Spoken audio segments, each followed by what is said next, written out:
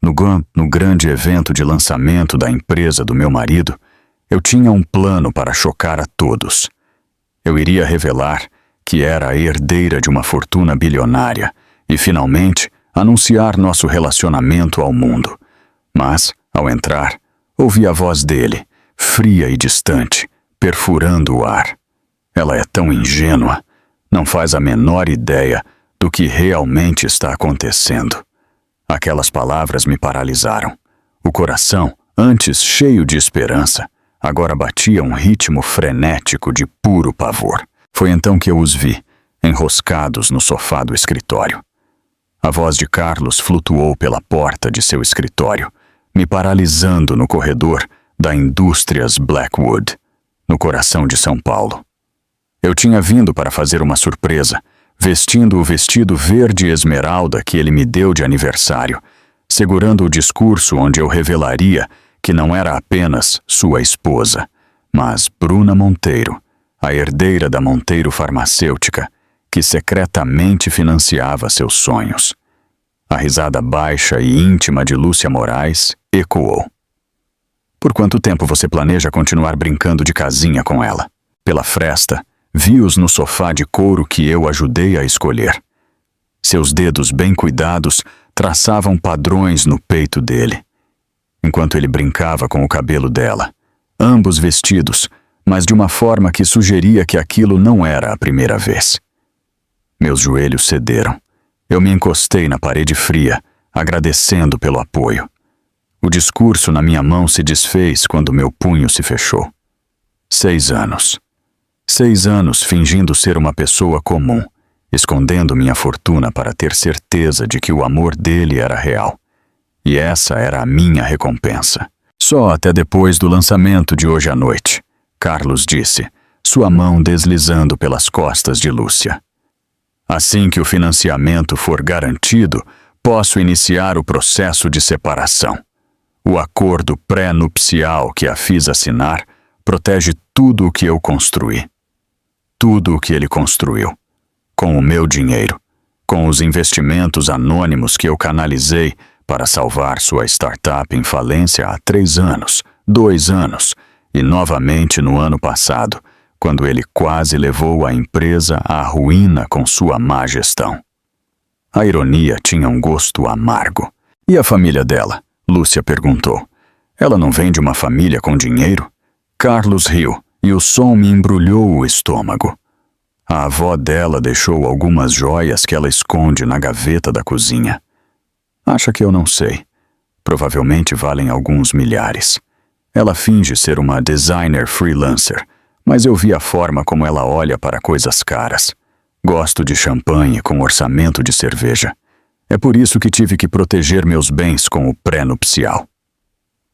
A gaveta da cozinha onde eu guardava meu relógio Cartier, meus brincos Van Cleef, o Patek Philippe do meu pai, itens que valiam mais do que o faturamento trimestral de toda a empresa, escondidos entre colheres e cupons de desconto vencidos, porque eu queria que ele me amasse por quem eu era, não pelos bilhões dos Monteiro que estavam intocados desde a morte do meu pai há 2 anos. Você é terrível, Lúcia disse, mas seu tom sugeria que ela achava charmoso. Que horas devo te encontrar no lançamento? 7h30. Eu vou te apresentar à diretoria como nossa nova chefe de pesquisa e desenvolvimento. A posição que eu disse a Bruna que seria para o Murilo, do escritório do Rio de Janeiro. Minha mão encontrou a parede novamente. Murilo não existia.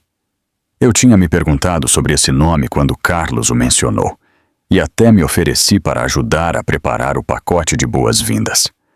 Carlos me dispensou, dizendo que o RH cuidaria de tudo e sua esposa não vai suspeitar de nada. Bruna. Ele disse meu nome como se fosse algo nojento. Ela estará muito ocupada desempenhando o papel de esposa dedicada. Ela adora isso. Parada ao meu lado, sorrindo para fotos, fingindo que entende o que fazemos aqui. Eu comprei aquele vestido verde para ela, especificamente para esta noite. Ela vai usá-lo porque ela sempre faz o que eu espero. O vestido verde que estava pendurado em nosso closet que ele me deu de surpresa no mês passado, dizendo que combinava perfeitamente com meus olhos.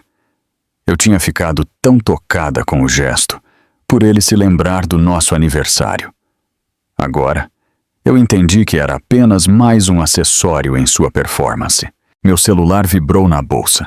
Uma mensagem de Natália, a única amiga que sabia a verdade sobre a minha herança.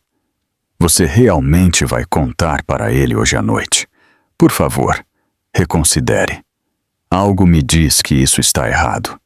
Se ela soubesse o quão certo era o seu instinto. Ouvi movimento no escritório, cadeiras arrastando no chão. Eles estavam se levantando. Forcei-me a andar, meus saltos ecoando no chão de mármore enquanto eu me dirigia para a escadaria. Nada de elevador. Muita chance de dar de cara com eles. 20 minutos antes, eu estava praticando meu discurso no carro. Carlos, eu preciso te dizer uma coisa. Eu não sou quem você pensa. Na verdade, sou Bruna Monteiro e tenho apoiado seus sonhos porque acredito em você. Porque te amo. Eu tinha imaginado o rosto dele, o choque se transformando em alegria ao perceber que poderíamos construir um império juntos. Agora, aquelas palavras pareciam veneno na minha garganta. A porta da escadaria se fechou atrás de mim com um clique decisivo, e eu fiquei ali na iluminação fluorescente, meus sapatos de grife, que eu disse a Carlos que eram falsificados, já me machucando. Meu celular tocou. A foto de Carlos apareceu na tela, a do nosso casamento, onde ele me olhava como se eu fosse todo o seu mundo. Olá, linda, ele disse quando eu atendi, sua voz quente e afetuosa. Só queria ter certeza de que você ainda vem hoje à noite. Você está usando o vestido verde, certo? Claro, eu me ouvi dizer, minha voz surpreendentemente firme. Perfeito. Eu planejei uma grande surpresa para depois do anúncio. Algo que vai mudar nossas vidas para sempre. Mal posso esperar. Eu respondi, e pela primeira vez, eu realmente queria, mas não da maneira que ele esperava. Preciso ir. Ele continuou. Ainda em reuniões, esses investidores são exigentes, mas depois de hoje à noite, tudo será diferente. Eu prometo. Sim, eu concordei. Tudo será diferente. A ligação de Heitor Carvalho veio 3 dias depois, enquanto eu fingia trabalhar em um logotipo para um cliente fictício. A tela do meu laptop mostrava o Adobe Illustrator, mas minha mente continuava a reviver as palavras de Carlos, a risada de Lúcia, a crueldade casual de sua conversa. Quando o nome de Heitor apareceu no meu celular, eu quase não atendi. Os advogados do Espólio Monteiro só ligavam quando algo estava errado. Bruna, precisamos de você aqui imediatamente, Heitor disse sem rodeios. Sua voz carregava o peso de 40 anos de advocacia. Há documentos que exigem sua assinatura até o final do expediente hoje, ou teremos uma penalidade fiscal de 7 dígitos nas patentes farmacêuticas do seu pai. Olhei para o relógio. 2 da tarde. Carlos só voltaria para casa à meia-noite, mas eu ainda precisaria de uma desculpa para estar fora. Quanto tempo vai levar? 2 horas, no mínimo. São transferências complexas envolvendo as propriedades na Europa. Se não protocolarmos até o final do mês, a Receita Federal vai presumir que você está recusando parte da herança. Minha herança? Os 3 bilhões de dólares que Carlos pensava ser umas poucas joias da avó. O império farmacêutico que ele não fazia ideia que estava financiando seus sonhos através de investimentos anônimos cuidadosamente orquestrados. Sempre que a Indústrias Blackwood quase fechava, um capitalista de risco misterioso aparecia com a quantia exata para mantê-la à tona. Carlos nunca questionou a coincidência. Seu ego não o permitia considerar que alguém o estava protegendo. Estarei aí em 40 minutos, eu disse a Heitor, já inventando a mentira que contaria a Carlos. Um trabalho urgente de um cliente exigente. Outra revisão de logotipo. a ficção mundana da minha carreira de fachada. O escritório de advocacia Carvalho e Associados ocupava 3 andares de um prédio que gritava dinheiro antigo, tapetes persas que custavam mais do que a maioria dos carros, quadros originais de museus. Heitor me encontrou em seu escritório, documentos já espalhados sobre sua mesa de mogno. Cada assinatura que eu dava liberava outra parte do império do meu pai para meu controle. Instalações farmacêuticas na Suíça, patentes de pesquisa valendo bilhões, portfólios de investimento que cresciam desde antes de eu nascer. Seu pai estaria orgulhoso, Heitor disse enquanto eu assinava meu nome pela 20ª vez. Ele sempre disse que você saberia a hora de reivindicar seu legado. Ele estaria orgulhoso de me ver escondendo minha riqueza do meu marido como um segredo vergonhoso, fingindo ser comum enquanto Carlos construía seu ego sobre a base do meu apoio secreto? Como eu estava caminhando pelo lobby das indústrias Blackwood 2 horas depois, decidindo fazer uma surpresa para Carlos com o café de sua cafeteria favorita, quando esbarrei em Lúcia Moraes. Não foi um acidente. Ela estava claramente esperando, posicionada para interceptar qualquer um que se dirigisse aos elevadores. Bruna. Ela disse meu nome como se fôssemos velhas amigas, embora eu soubesse que nunca havíamos sido formalmente apresentadas. Sua mão segurou meu braço, os dedos apertando o suficiente para me impedir de puxar. Que maravilha te encontrar. De perto, ela era tudo o que eu não era. Alta onde eu era de estatura média. Loira onde eu era morena. Confiante como as mulheres que nunca duvidaram de seu lugar no mundo. O perfume dela me atingiu imediatamente. Algo caro e distinto. Tom Ford, talvez. Black Orchid. O mesmo cheiro que estava no casaco de Carlos na semana passada, quando ele alegou que estava em reuniões consecutivas. Não creio que nos conhecemos, eu disse, embora soubesse exatamente quem ela era. Doutora Lúcia Moraes, chefe de pesquisa e desenvolvimento. A mulher cujos dedos traçavam padrões no peito do meu marido 3 dias atrás. Ah, mas sinto que te conheço, ela disse, seu sorriso mostrando dentes demais. Carlos fala de você o tempo todo. Como você é dedicada, como apoia ele. Ela fez uma pausa, seus olhos examinando minha roupa. O vestido deliberadamente modesto de uma loja de departamento. A bolsa de grife falsificada que eu usava para manter minha fachada. Deve ser tão difícil ter um marido que trabalha tantas horas. A simpatia em sua voz era tão falsa que poderia ter sido fabricada em laboratório. Ela apertou meu braço novamente e eu senti outra onda daquele perfume. Definitivamente Black Orchid. Definitivamente o mesmo cheiro que estava nas roupas de Carlos. Ele é dedicado ao trabalho, eu respondi, mantendo a voz neutra. Ah, sim, muito dedicado. Algo brilhou em seus olhos. Divertimento, talvez. Ou triunfo. Estávamos em uma reunião até às 3 da manhã. Planejamento estratégico para o lançamento. Seu marido tem tanta resistência. O café na minha mão de repente pareceu pesado. 3 da manhã. Ele me mandou uma mensagem às 11 dizendo que estava indo para casa em breve. Outra mentira para adicionar à coleção que eu estava construindo. Eu preciso ir, eu disse, caminhando em direção ao elevador. Claro! Ela soltou meu braço, mas se inclinou perto, sua voz baixando para um sussurro. A propósito, que vestido lindo! Essa loja de departamento tem coisas tão bonitas hoje em dia.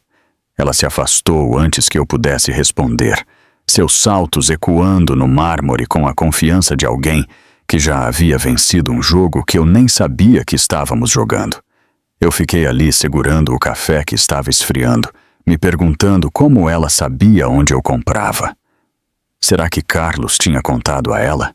Rido da esposa que caçava pechinchas enquanto eles conduziam suas sessões de planejamento estratégico? A surpresa piorou naquela noite.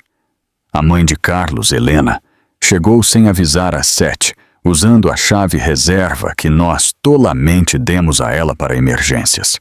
Eu estava arrumando a mesa com o faqueiro de prata da minha avó, Bernard Dodd, que valia $30.000, e que eu disse a Carlos que tinha achado em um brechó por $200. Bruna, querida, Helena disse, embora seu tom sugerisse que eu era qualquer coisa, menos isso. Ela beijou o ar perto do meu rosto, enquanto seus olhos catalogavam tudo o que estava errado com nossa cobertura. Eu estava aqui perto. Ela morava em Minas Gerais. Nada em São Paulo era perto de lá. Carlos ainda não chegou, eu disse, embora ela já soubesse. Ela nunca visitava quando o filho estava por perto para amortecer suas críticas. Perfeito. Podemos ter uma conversa de garotas. Ela se acomodou em nossa sala de estar, como uma rainha concedendo uma audiência. Este lugar parece um pouco cansado, não acha? Talvez depois do lançamento você possa redecorar. A cobertura estava impecável. Eu tinha gastado uma fortuna para que parecesse de classe média confortável, enquanto escondia tudo o que pudesse revelar minha riqueza. Mas para Helena, que não sabia nada sobre minha herança, éramos simplesmente não bons o suficiente. Estamos confortáveis, eu disse, servindo vinho para ela de uma garrafa que eu alegava ter custado R$1. Que na verdade custou R$1. 500. Confortável. Ela disse a palavra como se tivesse um gosto ruim. Bem, eu suponho que isso seja algo, embora na sua idade eu já tivesse dado 3 filhos a Charles. Carlos não está ficando mais novo, sabe? A conversa sobre filhos. Nós a tínhamos toda vez que ela visitava. O que ela não sabia era que Carlos vinha adiando essa discussão por 2 anos, sempre alegando que precisávamos de mais estabilidade financeira primeiro. Agora, eu me perguntava se ele estava esperando para me deixar por Lúcia. Falando em casamentos adequados, Helena continuou, girando seu vinho. Eu encontrei Lúcia Moraes no clube ontem. Tão bem nascida. O pai dela é da área farmacêutica, dinheiro antigo, o tipo de formação que complementaria perfeitamente as ambições de Carlos. O copo de vinho tremeu na minha mão. Ela parece legal. Legal. Helena riu. Querida, ela é excepcional. Formada em medicina pela USP. Pesquisadora. O tipo de mulher que entende o trabalho de Carlos. Seus olhos se fixaram em mim com precisão cirúrgica. Não que você não se esforce, querida, mas algumas coisas exigem um certo nível de sofisticação. Eu servi o jantar no faqueiro da minha avó, enquanto Helena continuava seu monólogo sobre as virtudes de Lúcia Moraes. Cada peça que eu colocava na mesa valia mais do que a hipoteca mensal de Helena, mas ela via apenas o que eu queria que ela visse. Pratos de loja de departamento. Uma esposa de classe média brincando de se vestir em um mundo ao qual ela não pertencia. Depois que ela foi embora, eu estava limpando a cozinha quando o encontrei. A bolsa de ginástica de Carlos esquecida no canto, atrás da lixeira de reciclagem. Dentro, debaixo de suas roupas de treino, estava um recibo que fez meu coração parar. O Hotel Copacabana Palace. 2 noites. Uma suíte king. As datas correspondiam ao fim de semana em que ele alegou estar em noites de trabalho no laboratório. Despesas de serviço de quarto para café da manhã para 2. Champanhe entregue à meia-noite. Quando Carlos finalmente chegou em casa às 23h30, eu ainda estava segurando o recibo. Como foi o Rio de Janeiro? Eu perguntei. Ele nem parou para tirar o casaco. O que você quer dizer? Eu não fui ao Rio de Janeiro há meses. Eu fiquei ali, segurando o recibo, enquanto Carlos pendurava seu casaco, sua mentira sobre o Rio de Janeiro pairando entre nós como uma presença física. Minhas mãos não tremiam mais. Elas haviam passado disso para um entorpecimento estranho que se espalhou pelos meus braços e pelo meu peito. Ele passou por mim em direção ao quarto, afrouxando a gravata, completamente alheio ao fato de que eu tinha a evidência de sua decepção em minhas mãos. Na manhã seguinte, eu liguei para os meus projetos freelancer fictícios, dizendo que estava doente, e fiz algo que nunca tinha feito antes. Eu segui meu marido. Ele saiu às 8h30, horário e rotina normais. Beijou minha bochecha com lábios que provavelmente tinham beijado Lúcia naquele quarto de hotel no Rio de Janeiro. Me disse para não o esperar, porque as reuniões de terça-feira sempre se estendiam. Terça-feira. Fiz uma anotação mental. Ao meio-dia, eu me posicionei em uma cafeteria em frente ao Chez Laurent, o restaurante francês onde Carlos alegava nunca conseguir reservas.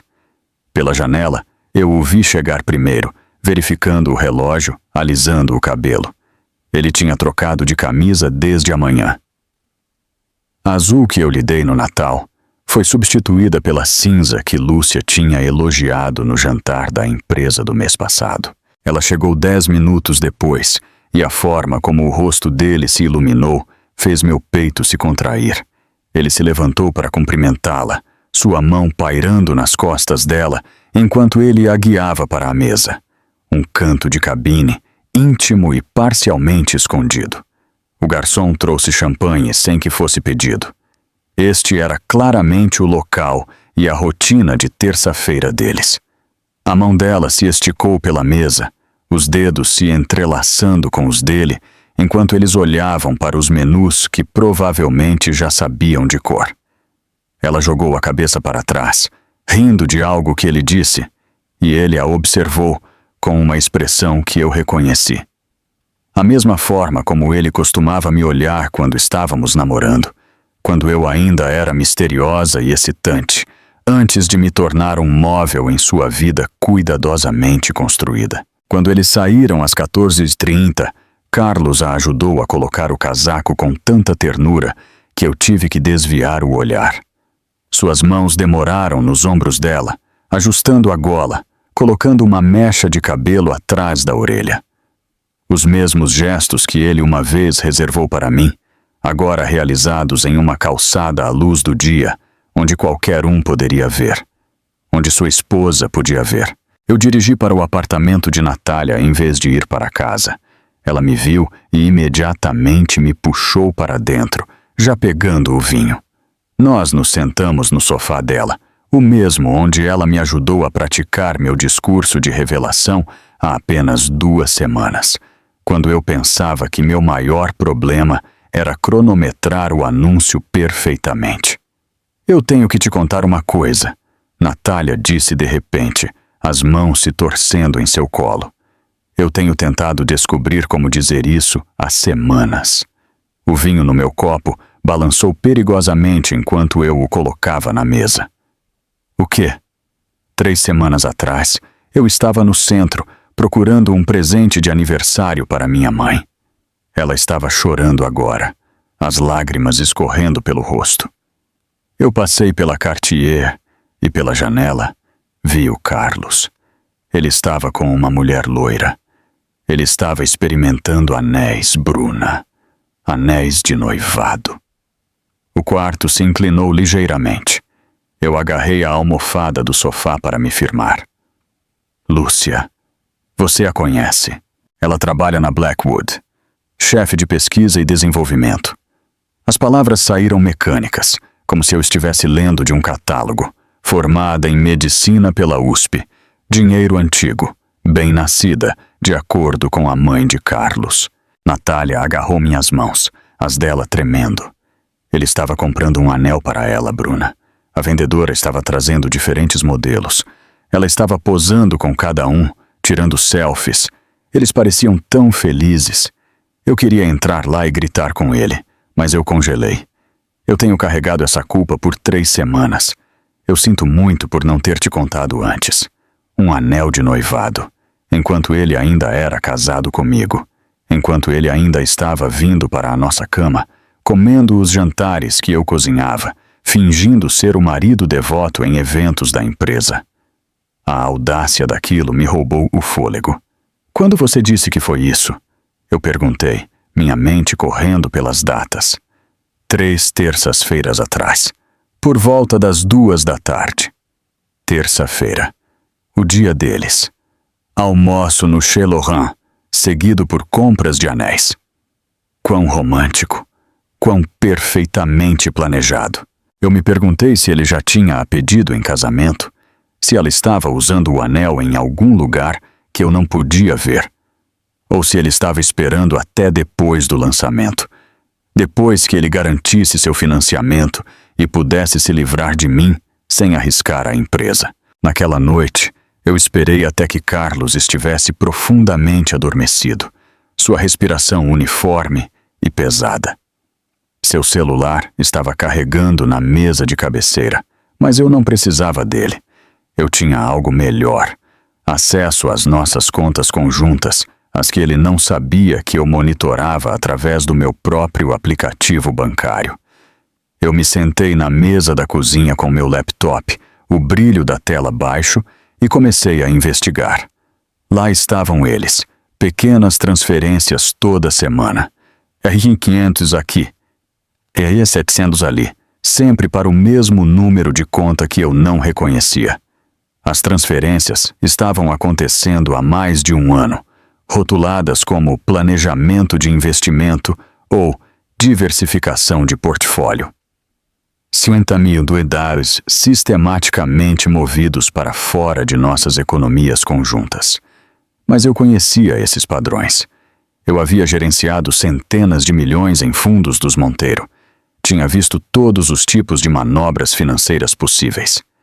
Isso não era planejamento de investimento. Esta era uma estratégia de saída. Ele estava construindo um pé de meia, provavelmente em uma conta apenas em seu nome, se preparando para o divórcio que ele pensava que viria depois do lançamento. A ironia quase me fez rir. Ele estava roubando o que ele pensava ser seu próprio dinheiro, sem saber que cada centavo em nossas contas tinha vindo da minha herança, cuidadosamente lavado através de projetos freelancer falsos e clientes imaginários. Ele estava desviando fundos do Império Monteiro sem nem saber que ele existia. Às 3 da manhã, um celular vibrou. Não o seu celular normal, mas um som vindo do bolso de seu paletó. Um segundo celular, como um personagem de um filme de espionagem ruim. Ele saiu da cama, pegou o casaco e se trancou no banheiro. Mas nosso apartamento tinha paredes finas e eu aprendi há anos que se você pressionasse o ouvido contra o aquecedor, você podia ouvir tudo. O cronograma é apertado, ele sussurrou. O lançamento é na quinta-feira. Eu preciso de mais 2 dias para colocar tudo no lugar. Uma pausa enquanto alguém respondia. Não, ela não suspeita de nada. A Bruna é muito confiante. Ela realmente acreditou na história do Murilo do escritório do Rio. Uma risada suave. Eu sei. Ela até se ofereceu para ajudar com o pacote de boas-vindas dele. Às vezes eu quase me sinto culpado por isso ser tão fácil. Outra pausa. Os papéis do divórcio já estão prontos. Meu advogado diz que com o pré-nupcial, ela não vai receber nada, exceto o que ela trouxe para o casamento, que é basicamente algumas joias velhas e o que ela economizou com seus projetinhos de design. Meus projetinhos de design, que tinham canalizado 15 milhões anuais para a Indústrias Blackwood nos últimos 6 anos. Depois do lançamento, depois que os investidores assinarem, eu vou contar para ela. Sexta-feira de manhã. Eu quero fazer isso pessoalmente. Pelo menos dar a ela esse tanto de respeito. Respeito. A palavra me fez engasgar. Eu também te amo, ele sussurrou, e meu coração finalmente se despedaçou por completo. Só mais 2 dias, e podemos parar de nos esconder. A porta do banheiro se abriu. Eu forcei minha respiração a permanecer profunda e uniforme enquanto ele voltava para a cama. Ele deitou ao meu lado, este estranho, usando o rosto do meu marido, e em poucos minutos estava dormindo novamente. Mas eu fiquei acordada, olhando para o teto, planejando meu próprio cronograma. O lançamento de quinta-feira estava a 36 horas de distância. Carlos pensava que tinha mais 2 dias de fingimento. Ele estava enganado. As 36 horas se arrastaram com uma lentidão excruciante. Eu passei pela quarta-feira como uma atriz que tinha esquecido suas falas, mas continuava a atuar. Carlos saiu naquela manhã, com seu beijo habitual na minha bochecha, me lembrando sobre o evento de lançamento, certificando-se de que eu usaria o vestido verde. Eu sorri e assenti, desempenhando o papel de esposa devota uma última vez, enquanto meu interior se agitava com o conhecimento do que estava por vir. A quinta-feira chegou pesada com a umidade que fazia o ar parecer espesso e sufocante. Eu passei a tarde no escritório de Reitor Carvalho, assinando documentos que congelariam certos investimentos anônimos, particularmente os que fluíam para a Indústrias Blackwood. Reitor não questionou minhas decisões repentinas. Ele foi advogado do meu pai por 30 anos e entendeu que às vezes o momento certo era tudo, tanto nos negócios quanto em assuntos pessoais. Às 6 horas, eu estava na frente do espelho do nosso quarto, fechando o zíper do vestido verde esmeralda que Carlos tinha escolhido para mim. O tecido parecia uma armadura contra a minha pele. Minhas mãos estavam firmes enquanto eu aplicava o batom, um tom mais escuro do que o de costume. Na minha bolsa, as anotações do discurso que eu tinha escrito semanas atrás estavam ao lado de novas que eu havia rascunhado naquela manhã. 2 versões da mesma revelação, mas com finais drasticamente diferentes. A viagem para a Indústrias Blackwood levou 20 minutos. Eu usei o tempo para respirar, para me centrar, para me transformar da mulher que passou 6 anos escondendo seu verdadeiro eu em alguém que estava prestes a revelar tudo. A fachada de vidro do prédio refletia o sol poente, transformando tudo em dourado e, de alguma forma, em algo sinistro. Eu estacionei na seção de visitantes, não no meu lugar habitual ao lado da BMW de Carlos. Hoje à noite, eu não era realmente sua esposa. Eu era algo completamente diferente. O elevador para o quarto andar nunca pareceu tão longo. Cada andar que passava parecia uma camada do meu disfarce sendo retirada. A designer freelancer, a esposa dedicada, a mulher ingênua que não entendia o negócio do marido. Quando as portas se abriram, eu me senti crua, exposta e poderosa de uma maneira que nunca havia experimentado antes. O andar executivo fervilhava com a energia pré-evento. Caterers arrumavam exibições elaboradas, enquanto bartenders poliam taças que em breve conteriam champanhe, valendo mais por garrafa do que a maioria dos carros das pessoas. Mas eu ainda não estava indo para o salão de festas. Eu tinha mais uma coisa para confirmar, mais uma evidência para coletar antes que eu pudesse avançar com o que estava planejando. A porta do escritório de Carlos estava ligeiramente aberta, a luz dourada se derramando no corredor. Eu me aproximei silenciosamente, meus saltos mudos no carpete grosso. Pela fresta, ouvi sua voz, casual e desdenhosa, em um tom que agora eu reconhecia muito bem. Ela estará aqui em breve, ele estava dizendo, desempenhando o papel de esposa perfeita naquele vestido verde que eu comprei. Deus, ela ficou tão agradecida por aquilo. Você pensaria que eu tinha dado a ela diamantes em vez de algo comprado na loja de departamento. A risada de Lúcia foi como unhas em um quadro negro. Ela realmente não faz ideia de nós. A Bruna é fofa, mas a observação não é o seu forte. Ela ainda pensa que eu estou trabalhando até tarde quando estou com você. Ainda acredita que a conferência no Rio de Janeiro foi real. Eu provavelmente poderia te mudar para o nosso apartamento e ela pensaria que você é a nova governanta. Eles estavam sentados no sofá de couro, o mesmo do outro dia. Os sapatos de Lúcia estavam fora, seus pés debaixo dela enquanto ela se inclinava no ombro de Carlos. Na mão esquerda dela, captando a luz da luminária da mesa, estava um anel. O anel de noivado que Natália tinha visto ele comprando. Ele já o estava usando, apenas na mão errada por enquanto. Depois da conversa do divórcio amanhã, não teremos mais que nos esconder. Carlos continuou, seus dedos brincando com o cabelo dela. Eu já tenho tudo alinhado. O pré-nupcial protege todos os meus bens. Ela vai receber o que ela trouxe, que é basicamente nada. Algumas joias da avó que ela pensa que eu não sei. Talvez se ele estiver economizando como eu trabalho de design. E a empresa, LU, se a perguntou.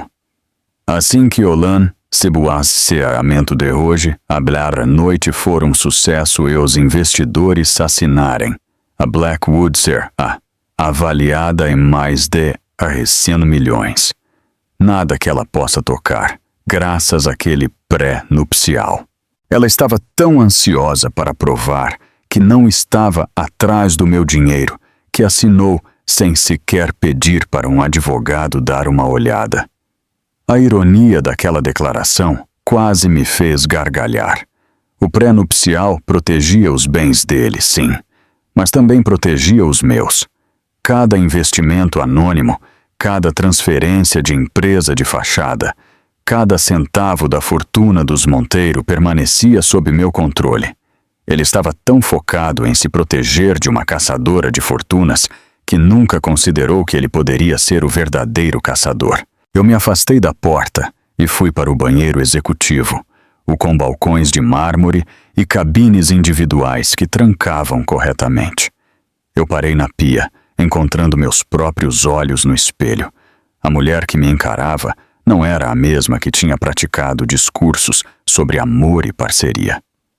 Esta mulher tinha arestas mais afiadas, uma visão mais clara e um plano que estava prestes a se desenrolar. Liguei para Heitor do banheiro, mantendo minha voz baixa, mas firme.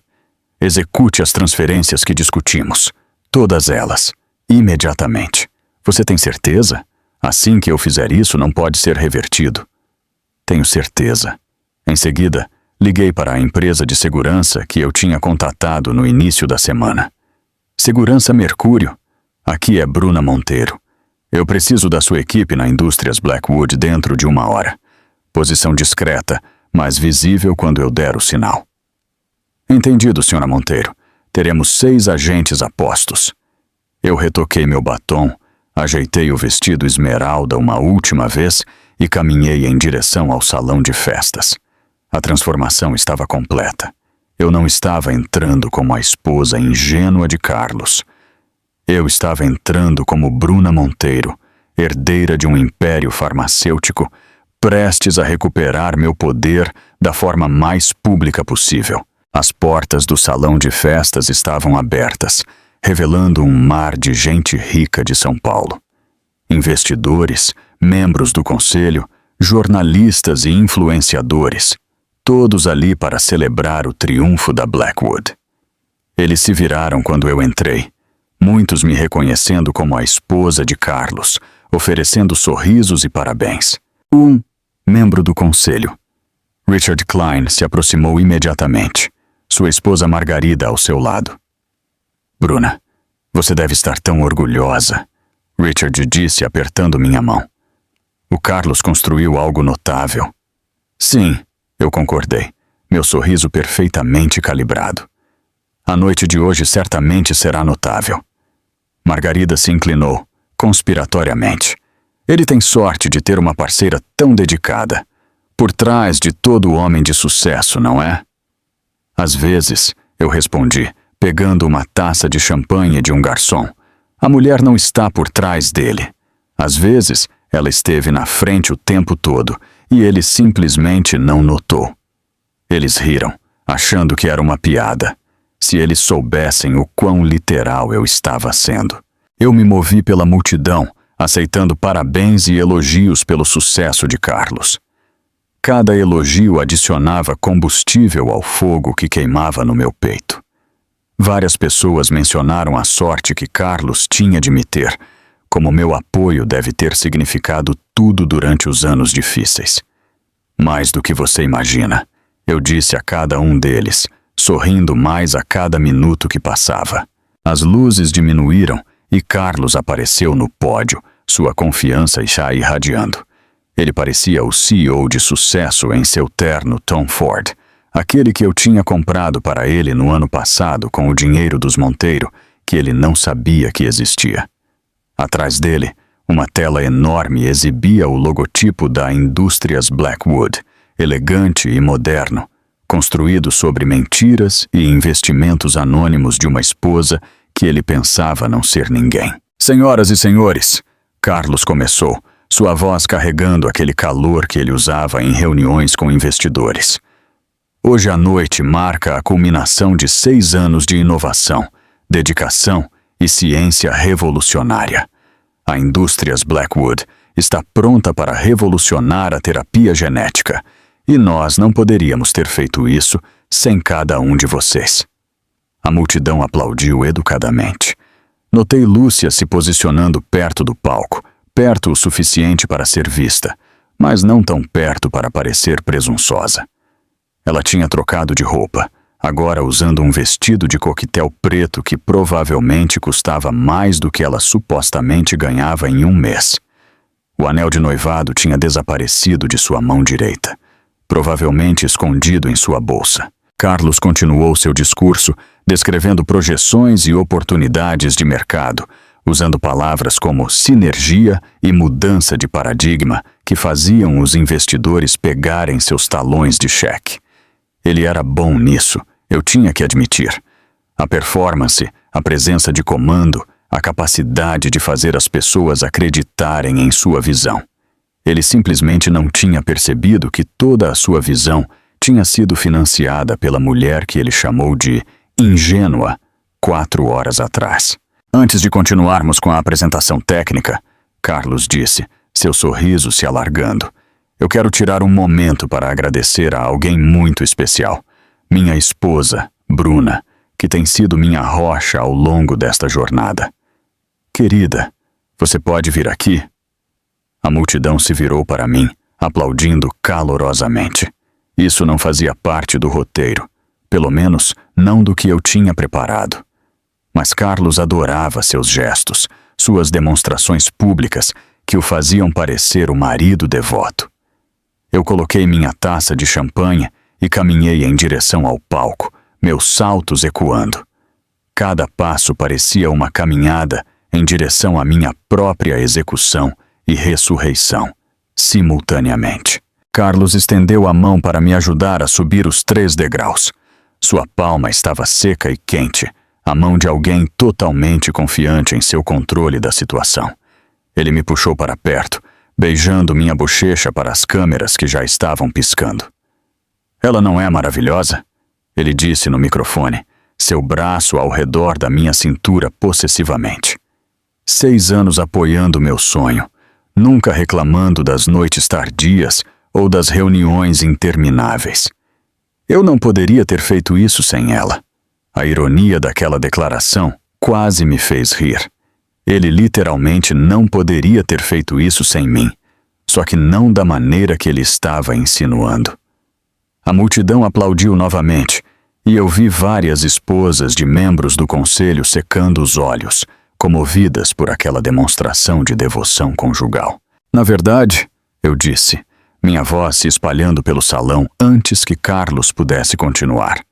Eu tenho algo que gostaria de compartilhar também. O braço de Carlos se apertou em torno da minha cintura, mas seu sorriso nunca vacilou. Claro, querida, ele disse, embora eu visse um brilho de irritação em seus olhos. Isso não foi planejado. Eu não deveria falar.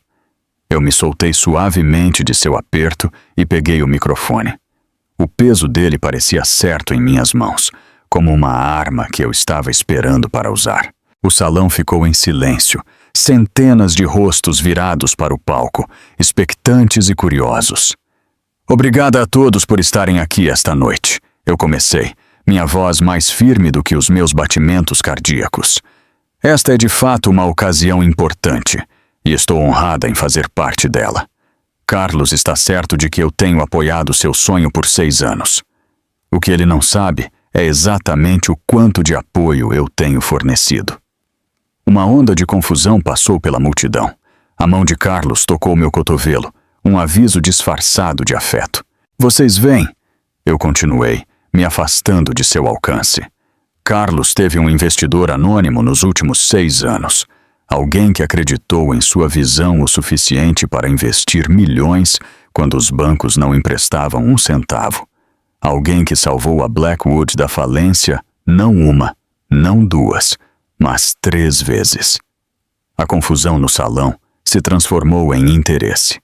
Celulares apareceram nas mãos, sentindo que algo digno de notícia estava acontecendo. O rosto de Carlos tinha ficado muito pálido. Aquele investidor, eu disse olhando diretamente para Carlos agora. Era eu? Bruna Monteiro, a única herdeira da Monteiro Farmacêutica e a mulher que você chamou de ingênua esta tarde, enquanto estava com Lúcia Moraes no sofá do seu escritório. O suspiro que ecoou pelo salão foi quase físico, como se todas as 300 pessoas tivessem inalado simultaneamente. A boca de Carlos se abriu, fechou, abriu novamente como um peixe recém-tirado da água. Sua mão se estendeu para pegar o microfone, mas eu dei um passo para trás, mantendo-o fora de seu alcance. Isso é ridículo, ele conseguiu dizer, sua voz ecoando mesmo sem amplificação. Bruna, o que você está fazendo? Eu peguei meu celular, conectando-o ao sistema de apresentação com o clique de um botão. Heitor Carvalho tinha arranjado essa capacidade técnica ontem, garantindo que eu pudesse exibir o que precisasse na tela enorme atrás de nós. O primeiro documento apareceu, registros bancários mostrando transferências da Monteiro Holdings para a Indústrias Blackwood, datados e documentados, milhões de dólares fluindo da minha herança para a empresa de Carlos.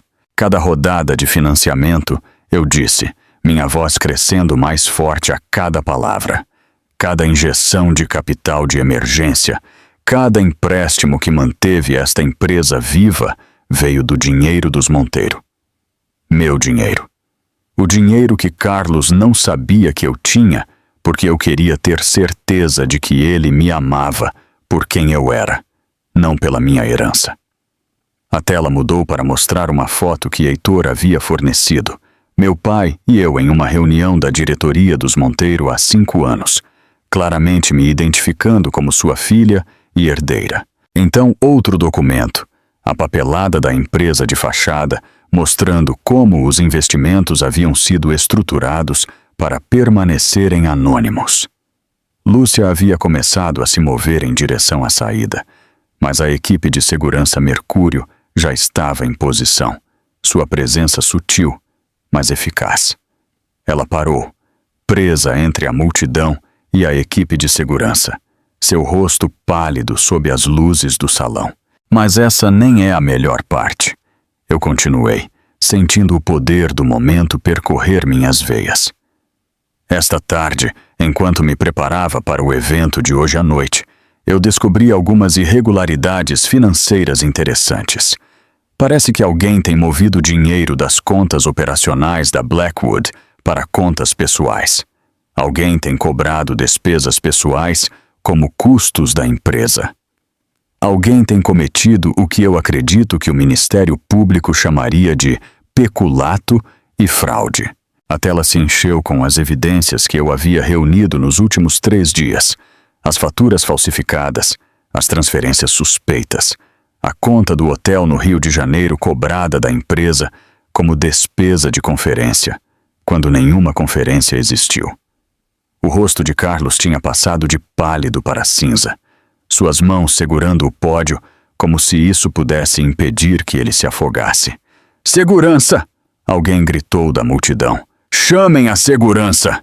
Mas a equipe de segurança era minha, e eles não se moviam, exceto para manter as saídas controladas. A multidão tinha se tornado uma coisa viva, celulares erguidos, gravando tudo, o silêncio substituído por sussurros urgentes e o clique rápido das fotos sendo tiradas. "Eu já encaminhei esta informação às autoridades competentes", eu anunciei, olhando diretamente para a multidão de investidores e membros do conselho. "Imagino que eles terão perguntas sobre para onde o dinheiro de vocês realmente foi. O elevador desceu em silêncio, enquanto, atrás de mim, o salão explodia em caos. Através das portas que se fechavam, eu vislumbrei membros do conselho cercando Carlos, seus rostos contorcidos de raiva, enquanto repórteres avançavam com microfones e câmeras.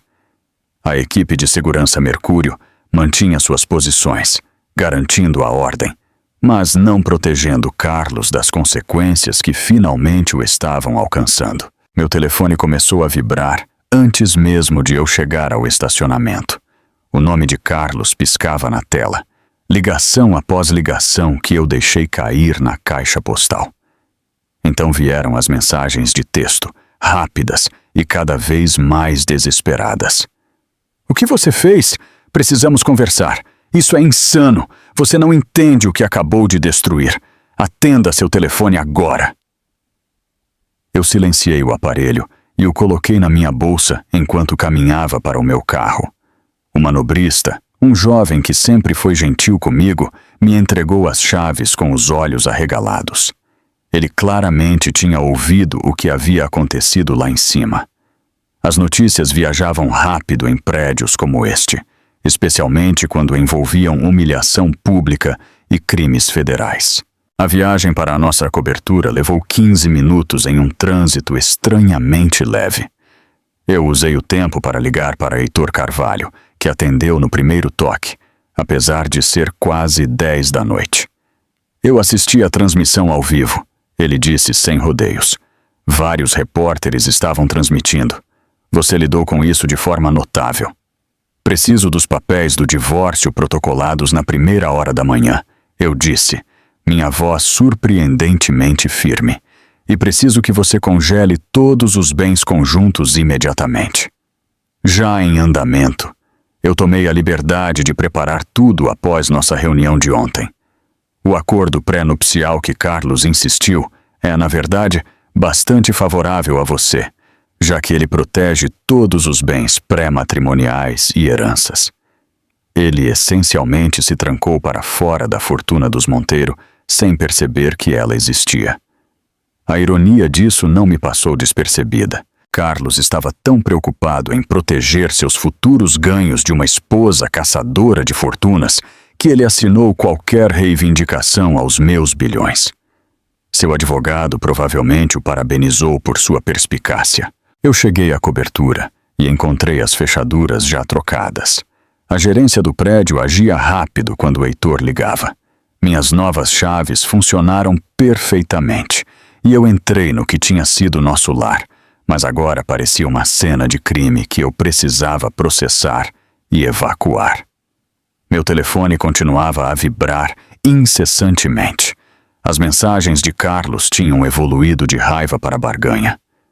"Podemos resolver isso. Pense no que você está jogando fora. 6 anos, Bruna. Isso não significa nada? Eu cometi erros, mas podemos consertar isso. Por favor, apenas fale comigo." Eu me movi pelo apartamento metodicamente, pegando apenas o que tinha sido meu antes de Carlos entrar na minha vida. O faqueiro de prata da minha avó, cuidadosamente embrulhado em papel de seda. Os álbuns de fotos da minha infância que eu tinha escondido no armário.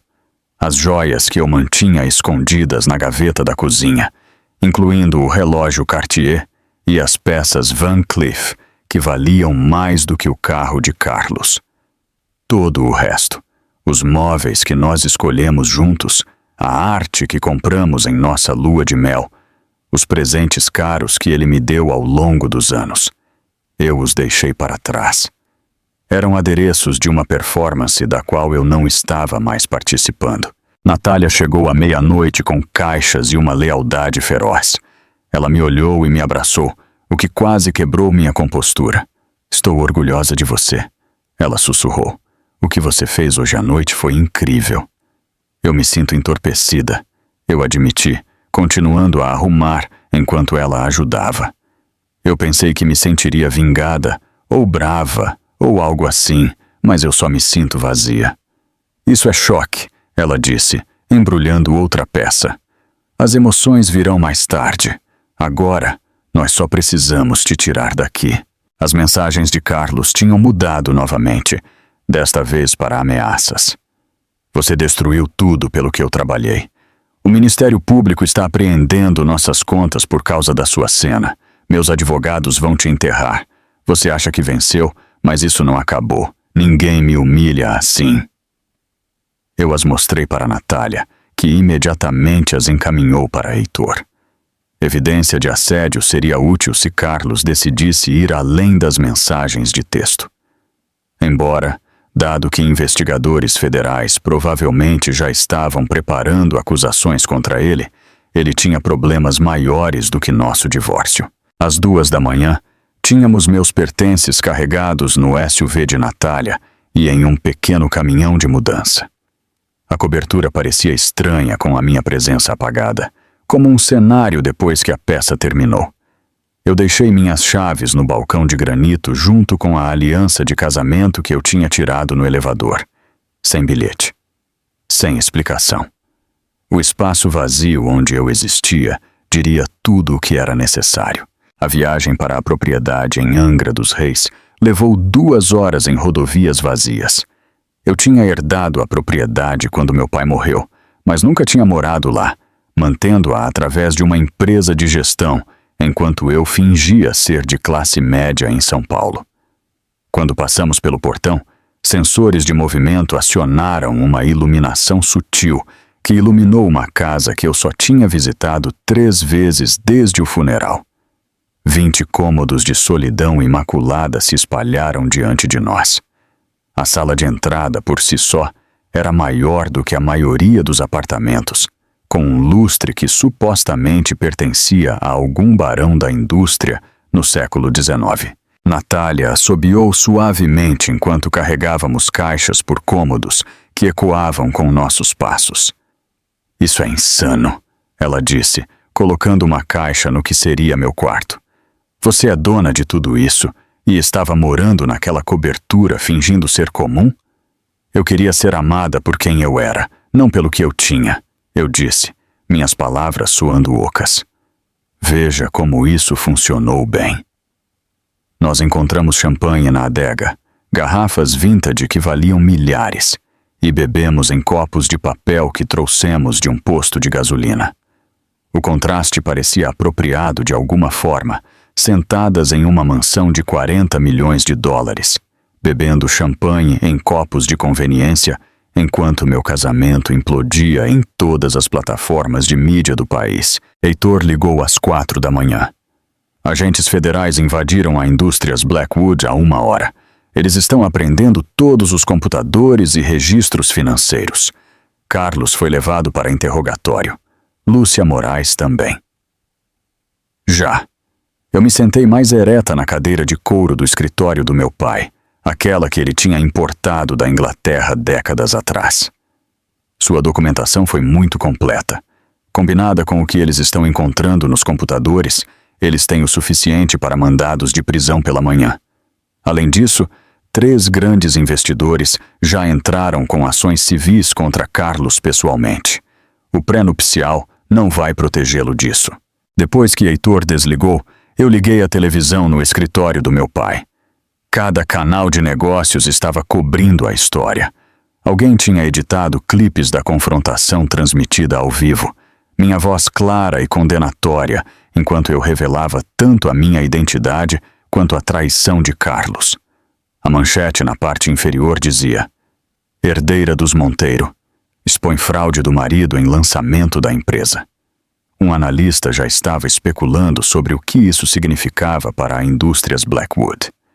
Sem o financiamento dos Monteiro, que aparentemente representava setendo seu capital, a empresa é essencialmente inútil.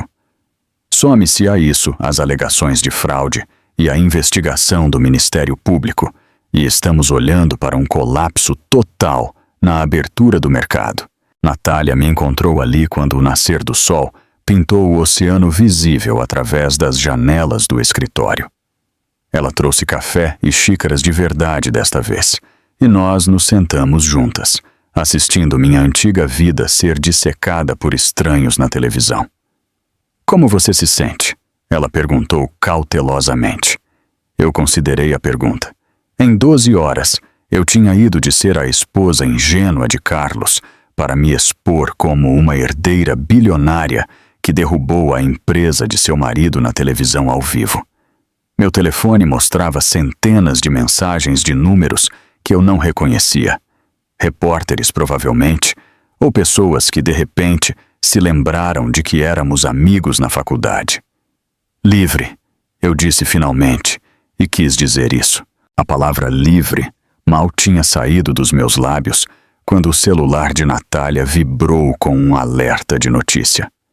Ela o segurou, mostrando um vídeo de Carlos sendo conduzido para fora da Indústrias Blackwood algemado, agentes federais o ladeando. Seu rosto, capturado pela luz dura da manhã, parecia vazio e derrotado. Nada como o homem confiante que estava em um pódio 12 horas antes, prometendo revolucionar a terapia genética. A filmagem tocava em loop em todos os canais de negócios. Carlos tropeçando ligeiramente na calçada, um agente o segurando com uma mão em seu cotovelo. A maneira cuidadosa como eles guiaram sua cabeça ao entrar no veículo federal, protegendo-o de bater na porta mesmo enquanto o prendiam por crimes que poderiam significar uma década na prisão. Atrás dele, outra equipe escoltava Lúcia Moraes, sua compostura perfeita finalmente desmoronando. O rímel escorrendo por suas bochechas enquanto fotógrafos capturavam cada momento de sua queda. Heitor ligou minutos depois que a filmagem foi ao ar. O Ministério Público expandiu a investigação. Eles encontraram evidências de fraude adicional remontando a 3 anos. Aparentemente, a senhora Moraes estava vendendo pesquisa proprietária para concorrentes enquanto cobrava da Blackwood por taxas de consultoria que nunca aconteceram. Ela está sendo investigada por conspiração, espionagem corporativa e fraude eletrônica. Eu me movi para a janela do escritório do meu pai, olhando para o Oceano Atlântico se estendendo infinitamente diante de mim. A propriedade em Angra tinha vistas que podiam fazer você esquecer que o resto do mundo existia, mas eu não conseguia escapar da realidade do que estava acontecendo. Meu telefone mostrava 73 chamadas perdidas de Carlos, 20 de números que eu não reconhecia e uma de Helena, a mãe de Carlos. Eu quase atendi, mas mudei de ideia. Ela podia esperar. Os processos de falência se moveram com uma velocidade impressionante. Na terça-feira seguinte, menos de uma semana após o evento de lançamento, a Indústrias Blackwood havia entrado com pedido de liquidação. Os investidores que ameaçaram ações civis haviam congelado os poucos bens que restavam, e sem o financiamento dos Monteiro, que a mantinha à tona, a empresa desabou como uma casa construída na areia. Heitor providenciou para que a Monteiro Farmacêutica fizesse uma oferta pelas patentes e ativos de pesquisa, uma formalidade, já que nenhuma outra empresa queria tocar em algo associado ao escândalo. Estamos oferecendo 10 milhões pelo portfólio de patentes inteiro, Heitor me informou durante uma reunião na sala de jantar da propriedade. A pesquisa é realmente bastante valiosa se for gerenciada corretamente. Os cientistas fizeram um bom trabalho, apesar das falhas de liderança. Certifique-se de que a equipe de pesquisa saiba que eles terão empregos se quiserem, eu disse, assinando os papéis de aquisição. Eles não criaram essa bagunça. Eles não devem sofrer pelos crimes de Carlos. O leilão em si ocorreu em uma sala de conferências estéril em São Paulo. Eu não compareci, mas os associados de Heitor enviaram atualizações. A equipe executiva de Carlos assistiu o trabalho de suas vidas ser cortado e vendido por centavos de dólar. Os ativos legítimos foram para a Monteiro. Os móveis e equipamentos de escritório foram para liquidatários. Os móveis caros do andar executivo, incluindo os preciosos prêmios e diplomas de Carlos, foram vendidos por menos de $1.000 no total. Helena finalmente me alcançou no 8º dia, depois que eu ignorei 6 mensagens de voz que progrediram de exigentes para desesperadas. Ela apareceu nos portões da propriedade sem avisar, me forçando a decidir se a deixaria entrar ou a deixaria parada ali como uma vendedora de porta em porta.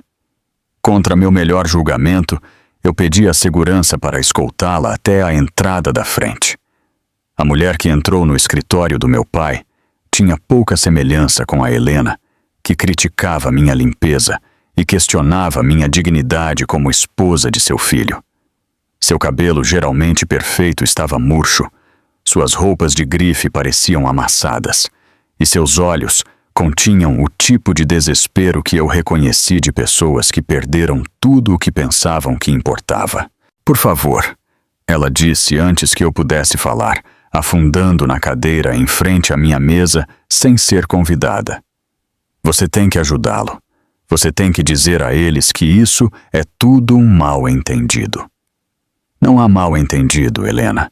Seu filho desviou fundos, cometeu fraude e destruiu a vida de centenas de funcionários que confiavam nele.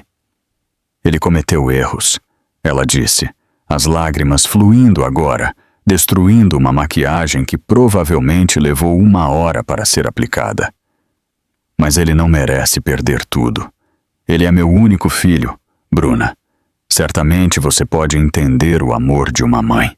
Eu pensei em todos os jantares onde ela me comparou desfavoravelmente a Lúcia Moraes, as constantes sugestões de que Carlos tinha se casado abaixo de sua classe, os insultos sutis e não tão sutis sobre minha suposta origem de classe média.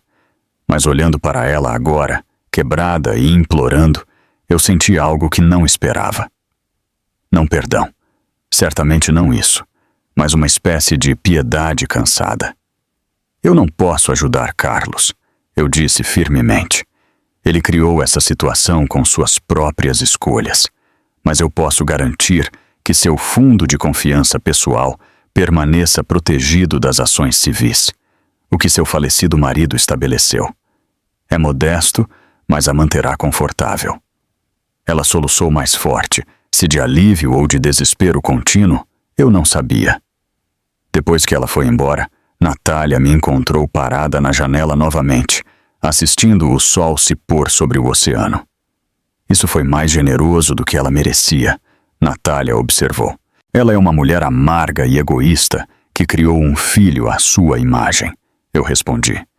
Mas ela não merece ficar sem casa porque Carlos se tornou exatamente o que ela o ensinou a ser. A satisfação final veio 2 semanas depois, quando eu pessoalmente supervisionei a reforma do andar executivo da Blackwood. Como a nova proprietária através da Monteiro Farmacêutica, eu tinha controle total sobre o espaço. A maior parte dele seria convertida em laboratórios de pesquisa, dando aos cientistas os recursos de que eles sempre precisaram, mas nunca receberam sob a liderança de Carlos.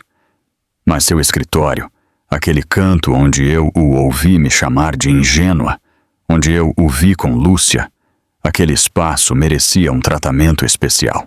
Eu parei na porta, enquanto os trabalhadores desmontavam tudo o que tinha feito dele seu santuário. A enorme mesa de carvalho, onde ele planejou sua estratégia de fuga. A parede de prêmios e elogios que alimentavam seu ego. O sofá de couro, onde ele traiu nosso casamento de todas as maneiras possíveis. O que você quer que seja feito com isso?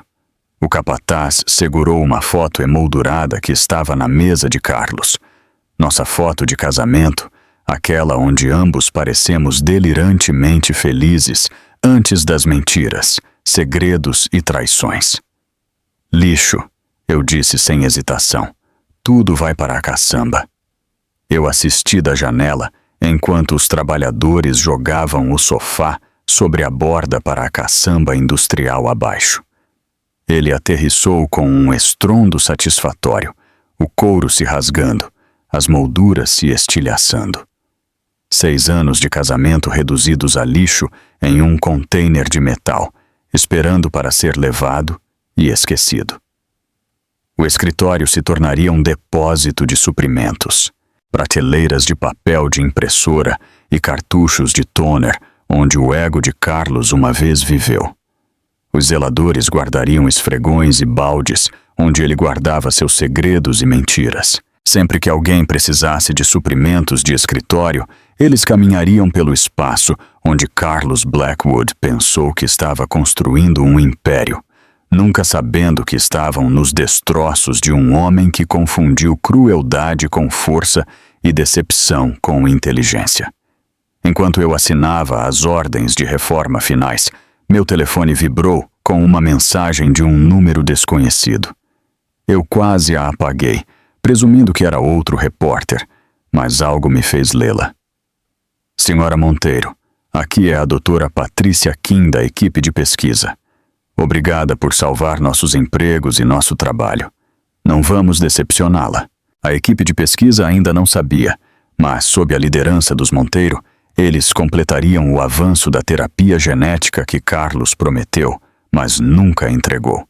O trabalho deles salvaria vidas, faria manchetes pelas razões certas e provaria que a boa ciência pode sobreviver a uma má liderança. Carlos assistiria da prisão federal enquanto seus ex-funcionários alcançavam tudo o que ele fingiu estar construindo. A mensagem da doutora Patrícia Kim ficou comigo nos meses seguintes. Um pequeno lembrete de que algo bom poderia surgir da destruição. 6 meses se passaram em um borrão de processos legais, reestruturação corporativa e aprendendo a habitar a vida que eu tinha escondido por tanto tempo. A propriedade em Angra dos Reis não parecia mais um museu que eu estava visitando, mas se tornou um lar, seus 20 cômodos gradualmente se enchendo de vida real, em vez de ecoar o vazio. O convite para falar na Cúpula Global de Inovação Farmacêutica chegou entregue por um mensageiro para garantir que eu não pudesse fingir que não o havia recebido. Eles queriam que eu fizesse o discurso principal, para ficar diante de uma audiência de líderes da indústria e explicar a nova direção da Monteiro. O mesmo pódio onde Carlos planejou anunciar o avanço da Blackwood agora seria meu. Eu parei diante do espelho em meu quarto naquela manhã, mas desta vez eu não estava escondendo nada. O relógio Cartier brilhava em meu pulso. O terno de grife que eu usava custava mais do que a maioria dos salários mensais, e eu não fingia o contrário. Meu reflexo mostrava alguém que eu ainda estava aprendendo a reconhecer. Confiante sem arrogância, poderosa sem crueldade, autêntica de uma maneira que eu nunca tinha tido permissão para ser antes. O centro de conferências zumbia com energia familiar quando eu cheguei. Muitos dos mesmos rostos daquela noite há 6 meses enchiam a plateia, embora suas expressões tivessem mudado. Onde antes eles mostravam interesse educado nas promessas de Carlos, agora eles me observavam com genuína curiosidade e talvez um toque de cautela. Todos sabiam a história da esposa ingênua que se revelou uma bilionária, que derrubou o império de seu marido enquanto construía algo melhor a partir de suas cinzas. Bom dia, eu comecei, minha voz clara no salão, sem o tremor, que uma vez acompanhou o discurso público. Há 6 meses, muitos de vocês testemunharam o que acontece quando a ambição opera sem ética, quando o sucesso é construído sobre a decepção em vez da inovação genuína. Hoje, estou aqui para mostrar a vocês o que nós construímos em vez disso. A apresentação descreveu a transformação da Monteiro. Não apenas a aquisição da pesquisa da Blackwood, mas uma reestruturação completa de como o desenvolvimento farmacêutico poderia funcionar. Participação nos lucros para cada funcionário, de zeladores a cientistas-chefes. Relatórios de ética anônimos que realmente resultavam em ação. Compartilhamento de certas pesquisas de código aberto para avançar o campo, em vez de apenas nosso resultado final. Nós provamos que o negócio ético não é apenas moralmente correto. Eu continuei, clicando nos slides mostrando nosso mais recente avanço. A terapia genética que Carlos prometeu, mas nunca entregou, agora realmente funcionando em testes clínicos. também é mais lucrativo. Nossos pesquisadores são mais inovadores quando não têm medo. Nossas parcerias são mais fortes quando construídas sobre a transparência. Nossas inovações são mais significativas quando são projetadas para ajudar as pessoas, em vez de apenas gerar receita. Natália estava ao lado do palco, agora minha diretora de operações, usando um terno que provavelmente custava mais do que ela ganhava em um ano em seu antigo emprego. Ela tinha conquistado cada centavo de seu novo salário, me ajudando a transformar a Monteiro da tradicional empresa farmacêutica do meu pai em algo revolucionário. Quando eu a apresentei, o aplauso foi genuíno. Todos na indústria conheciam sua história. A amiga leal que ficou ao meu lado quando todos os outros teriam fugido, que ajudou a embalar o faqueiro de prata da minha avó enquanto meu mundo desabava, que bebeu champanhe de copos de papel em uma mansão de 40 milhões de dólares enquanto nós descobrimos como reconstruir. As perguntas depois foram investigativas, mas respeitosas. Como eu tinha escondido minha identidade por tanto tempo? O que me fez finalmente revelar a verdade? Eu me arrependi da forma como isso aconteceu? Eu respondi honestamente, admitindo que viver uma vida dupla tinha sido exaustivo, que o amor me fez fazer coisas tolas, que às vezes a verdade precisa de uma revelação dramática para ser acreditada. 3 horas depois, eu estava caminhando para o meu carro quando o vi. Carlos estava em frente ao Tribunal Federal, a 2 quarteirões de distância, seu advogado ao seu lado, ambos em ternos escuros que não podiam esconder a derrota em suas posturas. A sentença tinha sido naquela manhã. Eu sabia, mas decidi não comparecer. Vê-lo agora era como avistar um fantasma de alguém que uma vez importou, mas que se tornou irrelevante. Ele me viu no mesmo momento e congelou. 5 anos de prisão de segurança mínima tinham sido proferidos. O juiz aparentemente não se comoveu com os argumentos de seu advogado sobre ser a primeira ofensa e o bom caráter anterior. Ele serviria pelo menos 3 antes da possibilidade de liberdade condicional. Seu advogado tentou guiá-lo para longe, mas Carlos se soltou e caminhou em minha direção com o passo determinado de alguém que não tinha mais nada a perder. Bruna, ele disse quando estava perto o suficiente para que eu pudesse ver as rugas ao redor de seus olhos, os fios grisalhos em seu cabelo que não estavam lá 6 meses atrás. Eu esperei, sem dizer nada, não dando a ele encorajamento ou reconhecimento além de encontrar seu olhar. Eu só queria dizer... Ele fez uma pausa, parecendo procurar por palavras que pudessem importar. Você destruiu tudo. Não, eu respondi calmamente. Eu revelei tudo. Há uma diferença significativa. Você planejou tudo o tempo todo, escondendo quem você era, esperando o momento perfeito para me humilhar. Eu quase ri de seu narcisismo, ainda intacto apesar de tudo. Você ainda está tentando se fazer de vítima nesta história. Eu escondi quem eu era porque eu queria ser amada por mim mesma. Você escondeu quem você era porque estava planejando me roubar. Nós não somos iguais. Ele deu um passo mais perto e eu vi seu advogado se tensionar, provavelmente preocupado em violar alguma ordem judicial. Você era tão ingênua, ele disse, ecoando as palavras que tinham começado tudo. Você realmente acreditava no amor. Você estava certo sobre uma coisa, eu disse, minha voz firme como granito. Eu era ingênua, mas a ingenuidade pode ser curada com a experiência. O que você tem, o egoísmo, a crueldade, a completa incapacidade de valorizar qualquer coisa além de si mesmo, isso é incurável. Seu rosto ficou vermelho, mas antes que ele pudesse responder, seu advogado o agarrou pelo braço e o forçou a ir embora. Eu os observei partindo, sentindo nada além de uma vaga sensação de conclusão. Carlos passaria os próximos 5 anos na prisão federal. Então emergiria para encontrar uma indústria que seguiu em frente sem ele, onde seu nome era sinônimo de escândalo em vez de sucesso. Naquela noite, eu me sentei no escritório do meu pai, enquanto o pôr do sol estava o oceano em tons de âmbar e dourado.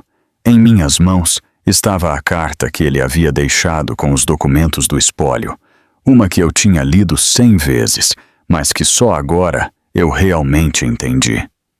Minha querida Bruna, ela começava em sua caligrafia precisa. Se você está lendo isso, então você finalmente reivindicou sua herança. Não o dinheiro, isso são apenas números e contas, mas a responsabilidade que vem com isso. Eu mantive isso de você não porque eu não confiasse, mas porque eu queria que você descobrisse quem você era sem o peso disso. A verdadeira riqueza não é o que você herda, é o que você se torna quando testada. O dinheiro pode ser perdido, roubado ou desperdiçado, mas a pessoa que você se torna através do teste e do triunfo, isso é seu para sempre. Eu acredito que você se tornará alguém notável.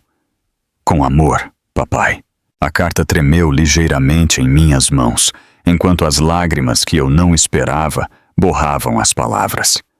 Pela janela, o oceano se estendia infinitamente, e em algum lugar além do horizonte, o futuro esperava. Não o futuro que eu planejei com Carlos, construído sobre mentiras e identidades ocultas, mas algo real e sólido e inteiramente meu. Amanhã a equipe de pesquisa apresentaria suas últimas descobertas. Na próxima semana, nós anunciaríamos 3 novas parcerias com empresas que compartilham nossos valores. No próximo mês, os primeiros pacientes receberiam a terapia genética que poderia salvar suas vidas. O império que eu herdei se tornou algo maior do que meu pai havia imaginado, não apenas lucrativo, mas com propósito.